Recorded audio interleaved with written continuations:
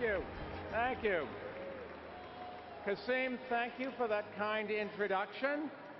And let me thank all of you for welcoming an outsider here to deliver what... an outsider to deliver what will be an unconventional convention speech. Now, I am not here as a member of any party or to endorse any party platform.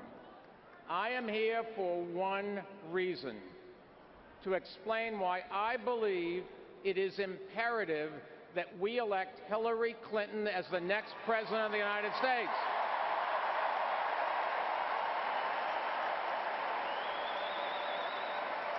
And to ask you to join with me in supporting her this November. You know, when the Founding Fathers arrived here in Philadelphia to forge a new nation, they didn't come as Democrats or Republicans or to nominate a presidential candidate. They came as patriots who feared party politics, and I know how they felt. I've been a Democrat, I've been a Republican, and I eventually became an independent because I don't believe that either party has a monopoly on good ideas or strong leadership. When I enter the voting booth each time, I look at the candidate, not the party label. I have supported elected officials from both sides of the aisle, and probably not many people in this room can say that. But I know there are many watching at home who can. And now they are carefully weighing their choices. I understand their dilemma. I know what it's like to have neither party fully represent my views or values. Too many Republicans blame immigrants for problems, and they stand in the way of action on climate change and gun violence. Meanwhile, many Democrats, I think wrongly, blame the private sector for our problems, and they stand in the way of action on education and deficit reduction. There are times when I disagree with Hillary Clinton, but let me tell you, whatever our disagreements may be, I've come here to say we must put them aside for the good of our country.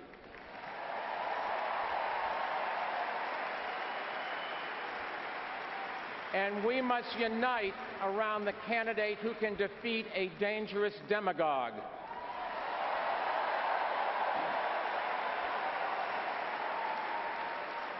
I believe it's the duty of all American citizens to make our voices heard by voting in this election.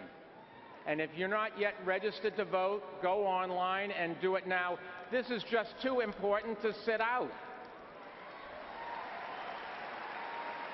Now, we've heard a lot of talk in this campaign about needing a leader who understands business. I couldn't agree more. I built a business, and I didn't start it with $1 million check from my father.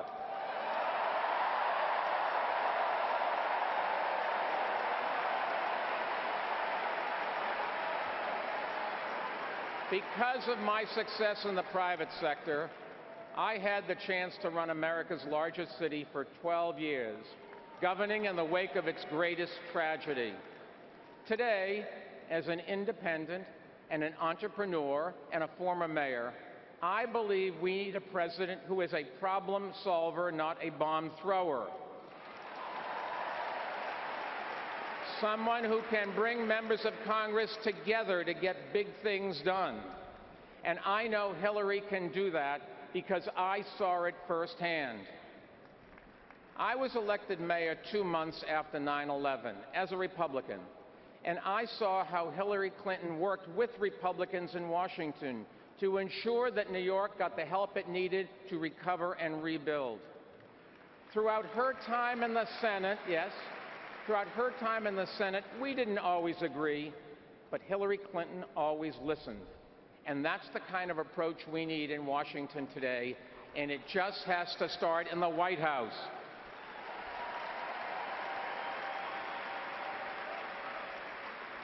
Given my background, I've often encouraged business leaders to run for office because many of them share the same pragmatic approach to building consensus, but not all. Most of us who have created a business know that we're only as good as the way our employees, clients, and partners view us. Most of us don't pretend that we're smart enough to make every decision by ourselves. And most of us who have our names on the door know that we are only as good as our word, but not Donald Trump.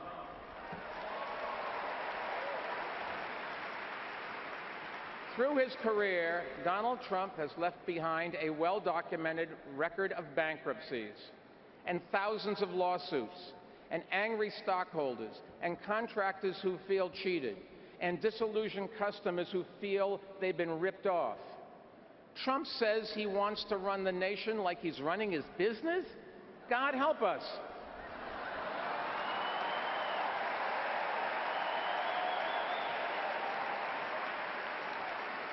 I'm a New Yorker, and I know a con when I see one.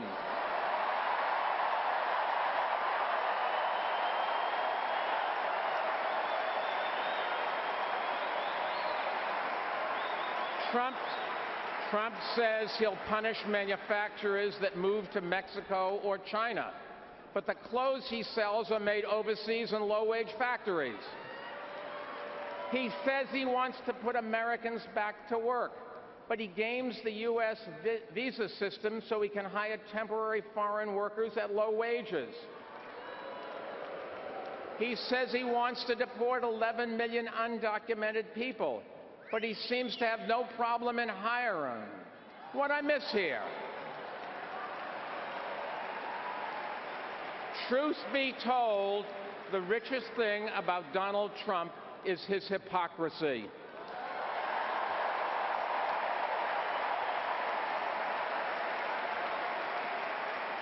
He wants you to believe that we can solve our biggest problems by deporting Mexicans and shutting out Muslims.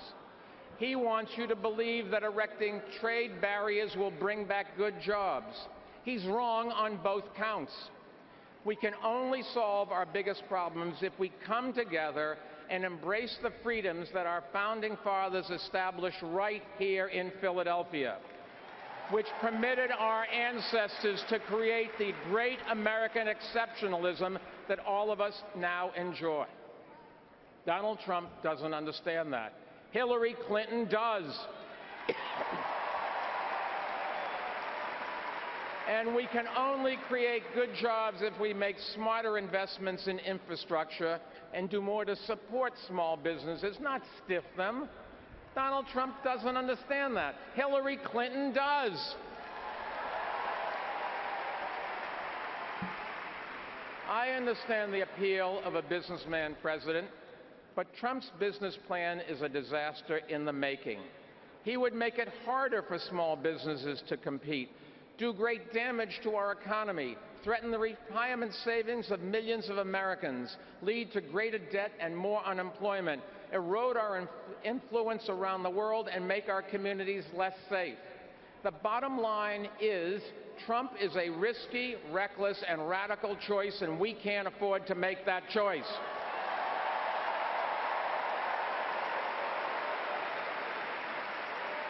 Now,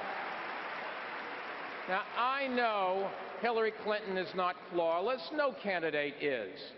But she is the right choice and the responsible choice in this election. And no matter what you may think about her politics or her record, Hillary Clinton understands that this is not reality television. This is reality.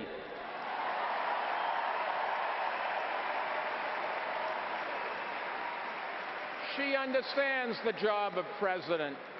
It involves finding solutions, not pointing fingers, and offering hope, not stoking fear. Over the course of our country's proud history, we have faced our share of grave challenges, but we have never retreated in fear. Never. Not here in Philadelphia in 1776, not here at Gettysburg in 1863, not through 2 world wars and a Great Depression, not at Selma or Stonewall. and not after 9/11. And we must not start now.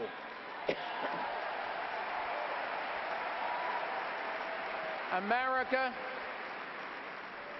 is the greatest country on earth. And when people vote with their feet, they come here. The presidency of the United States is the most powerful office in the world. So I say to my fellow independents, your votes matter now. Your vote will determine the future of your job, your business, and our future together as a country. To me, this election is not a choice between a Democrat and a Republican. It is a choice between who is better to lead our country right now. Better for our economy, better for our security, better for our freedom, and better for our future. There is no doubt in my mind that Hillary Clinton is the right choice this November.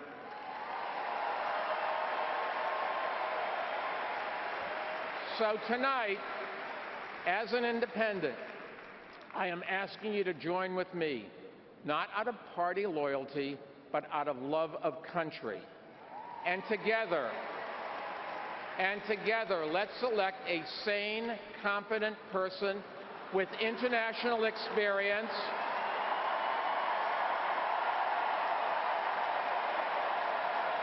a unifier who is mature enough to reach out for advice, to build consensus, and to recognize that we all have something to contribute. So let's elect Hillary Clinton as the next president of the greatest country in the world, the United States of America. Thank you. Thank you.